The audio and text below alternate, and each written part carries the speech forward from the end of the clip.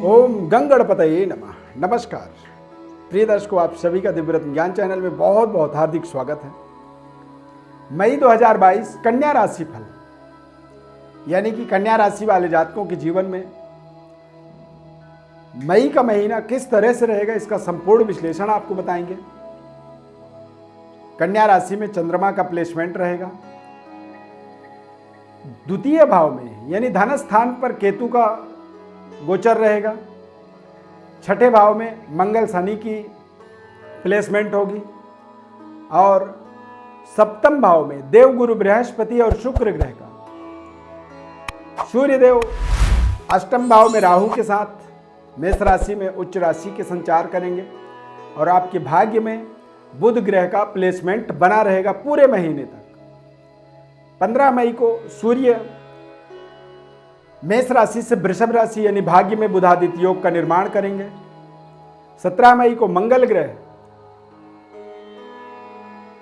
कुंभ राशि से मीन राशि में चले जाएंगे, यानी कि मांगलिक प्रभाव बन जाएगा।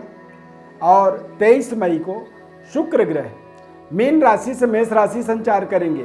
तो ये भी आपके लिए थोड़ा सा इसके नकारात्मक फल मिल सकते हैं, क्योंकि आपके भाग्य का स्वामी शुक्र अष्टम भाव में संचार करने लगेंगे। यानी कि भाग्येश होकर के जब कोई ग्रह शुभ प्रभाव में आता है और उसका जब अशुभ स्थानों पर गोचर हो, तो ऐसे समय में थोड़े से हमारे भाग्य का हमें स्ट्रगल करने का अवसर मिलता है, या एक तरह से स्ट्रगल बन जाता है। अवसर तो नहीं कहेंगे, स्ट्रगल अवसर नहीं हो सकता। स्ट्रगल हमारे जीवन का एक संघर्ष है, हमारे जीवन की एक विषम परिस्थिति हो जाती है। 3 मई को अक्षय तृतीया तिथि होगी। 16 मई को वैशाख पूर्णिमा तिथि होगी और इसी दिन चंद्र ग्रहण होगा, जो कि भारत देश में दिखाई नहीं देगा। 30 मई को वैशाख अमावस्या तिथि होगी और शनिदेव का जयंती होगा। यानी कि कन्या लग्न के कन्या राशि के लोगों के जीवन में शनि का जयंती भी एक सुनहरे अवसर की तरह ही इसे देखा जा सकता है। गोचर ग्रह स्थिति के अनुसार देखा जाए तो कन्या राशि वाले जातकों के लिए थोड़े से पारिवारिक उलझन रह सकता है। बातचीत के तौर तरीके में आपको बदलाव होता हुआ दिखेगा इस पूरे महीने में। अपने बातचीत और अपने वाणी पर आप बेहतर अंकुश लगा करके सही बातचीत का प्रयोग आप करेंगे तो आपको उसका विशेष लाभ होगा। सोच समझ करके आपको बोलना होगा और अपने बातचीत के तौर तरीके पर आपको सदैव अपने ध्यान रखने की आवश्यकता रहेगी। हालांकि 23 मई तक शुक्र ग्रह भाग्य के स्वामी होकर के उच्च राशि में संचार करेंगे और इनकी नीच दृष्टि आपके राशि पर पड़ने वाला है, जिसके कारण से थोड़े से सेहत स्वास्थ्य का आपको ध्यान रखना होगा। इस समय अवधि के अंदर एलर्जी, स्किन और सेक्सुअल जो दिक्कतें होती हैं, उन दिक्कतों से आपको अपने आप को बचाना होगा। यूरिन इन्फेक्शन जैसी समस्याओं का सामना आपको करना पड़ सकता है। यानी कि स्वास्थ्य वाइज आप अपने देखेंगे तो थोड़ा सा आपको निगेटिविटी, नकारात्मकता आपके सामने स्थिति परिस्थिति बन सकती है। हालांकि भाग्य के स्वामी उच्च के सप्तम भाव में रहेंगे, तो इस पूरे समय में आप देखेंगे 23 मई तक, 1 मई से 23 मई तक यहाँ पर आप अपने व्यापार में मजबूत डेवलपमेंट करेंगे। व्यापारिक व्यवस्था आपकी सुदृढ़ होगी। और बृहस्पति का केंद्र में जब गोचर होता है तो कहते हैं किम कुर्वन्तु ग्रहा सर्वे यस्य केंद्रे बृहस्पति। जब केंद्र में बृहस्पति का संचार हो तो ऐसे समय में हमें एक प्राकृतिक ताकत, ऊर्जा मिल जाती है। इस समय में आप तमाम अपने समस्याओं का स्वयं समाधान करने में समर्थवान हो जाते हैं। व्यापारिक मजबूत डेवलपमेंट की एक कल्पना आपके अंदर बनती है। बड़े बड़े प्रोजेक्टों को आप अपने जीवन में जोड़ने के लिए अपेक्षित हो जाते हैं, जोड़ने के लिए उद्यत हो जाते हैं। और जब आप बड़े सपनों को साकार करने के लिए आगे बढ़ते हैं तो वो सपने भी आपके साकार होते हैं। बड़े प्रोजेक्ट आपके मैटेरियलाइज होते हैं और इससे आपको फाइनेंशियली सेटिस्फेक्शन मिलता है, आर्थिक संतुष्टि, पारिवारिक जीवन का सुखद अनुभूति प्राप्त होता है। अविवाहित हैं तो शुक्र के इस प्लेसमेंट से आप अपने विवाह की कल्पना कर सकते हैं। दाम्पत्य मधुर सुख की प्राप्ति यहाँ पर होगी और आफ्टर मैरिज संपूर्ण भाग्योदय की आप कल्पना कर सकते हैं। मई माह में आप अपने विवाह के बड़े निर्णयों के माध्यम से अपने जीवन में विशेष आत्मबल का संचालन यहाँ पर प्राप्त करेंगे। हालांकि राहु और केतु का प्रभाव थोड़ा सा आपके लिए कमजोर हो रहा है। अष्टम भाव में राहु के आगमन से तमाम तरह के बढ़ते हुए मनोबल को, आत्मबल को आप कहीं ना कहीं एक डर, भय, तनाव महसूस करेंगे। राहु जब अष्टम में होते हैं तो बेवजह नजर दोष का हमें सामना होता है, हमारे निरंतरता में कमी ले आता है। यानी कि जो हम लगातार काम करते हैं 5 दिन करेंगे, 6वें दिन जाके थोड़ा सा हम निगेटिव हो जाते हैं, नकारात्मक हो जाते हैं।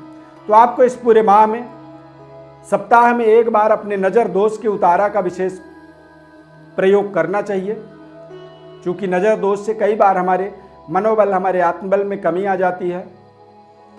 बुध का भाग्य में संचालन होने का मतलब होता है कि आप जिस रास्ते में जाएंगे उसी रास्ते में आपको अपने भाग्य से जुड़ने का, भाग्योदय के अवसर का वहीं पर आपको प्राप्ति होगी।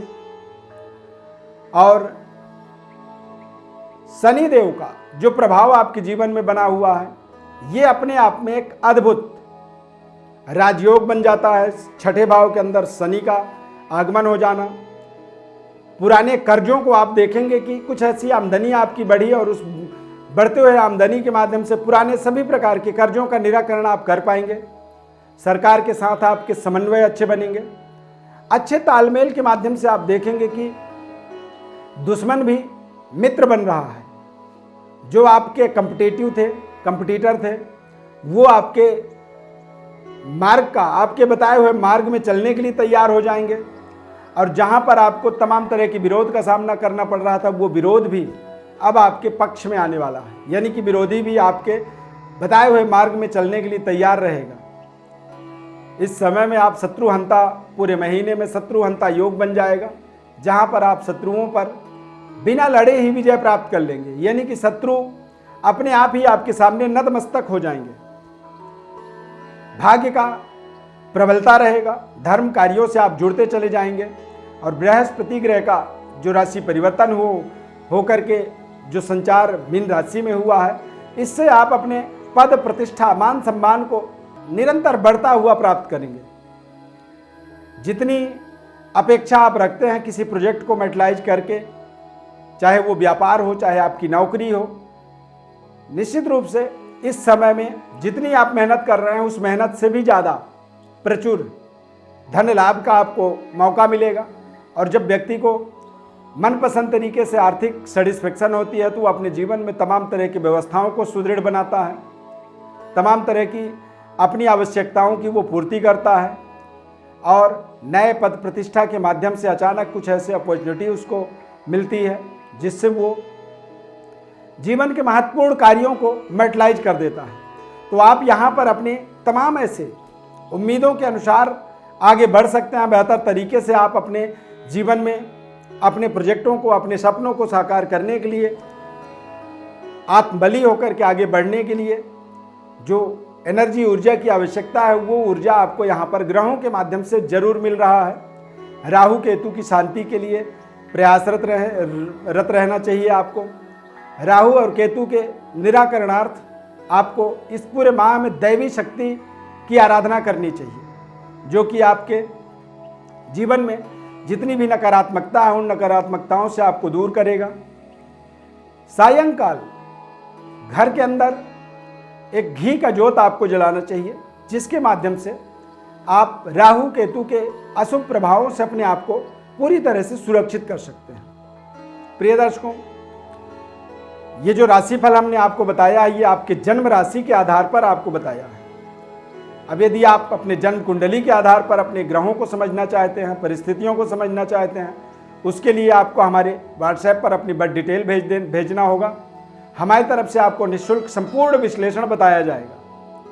क्योंकि तमाम लोग कार्यक्रम को देखते हैं और तमाम लोग अपने डिटेल्स भेजते हैं, तो कई बार समय लग जाता है, 1 दिन 2 दिन का। तो थोड़ा सा समय आपको देना होगा, अपने डिटेल्स को भेज दें। हमारी तरफ से आपको जब आपका नंबर आता है तो आपको हमारी तरफ से कॉल करके हम आपको संपूर्ण विश्लेषण बताते हैं। बस आपसे निवेदन रहता है कि हमारे चैनल को आप सब्सक्राइब जरूर करें। यदि आपने सब्सक्राइब कर रखा है या आप कर रहे हैं, बहुत बहुत उसके लिए धन्यवाद। माता रानी की अपार कृपा आपके ऊपर बनी रहे। जय माता दी।